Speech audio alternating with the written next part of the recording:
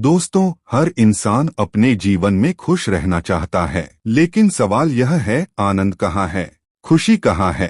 क्या यह धन, शोहरत और बाहरी चीजों में है, या हमारे भीतर छिपा है? आइए आज इस रहस्य को समझते हैं और जानते हैं कि आनंद कहाँ है।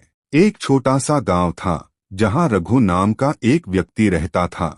रघु बहुत मेहनती था, लेकिन हमेशा दुखी और बेचैन रहता।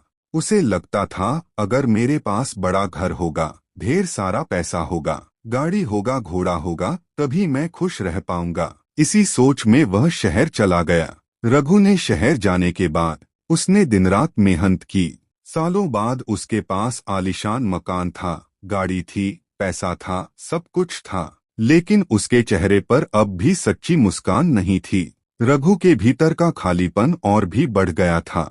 दिन रात रघु सोचता था, आनंद कैसे, कहाँ मिलेगा, खुशी कैसे मिलेगी। फिर एक दिन रघु एक जंगल के रास्ते से जा रहा था।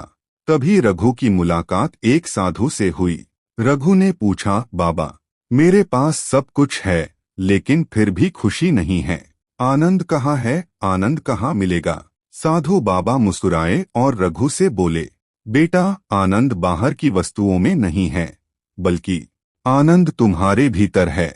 जब तुम जीवन को जैसे है वैसे ही स्वीकार कर लोगे और वर्तमान में जीना सीखोगे, तब सच्चा आनंद जन्म लेगा।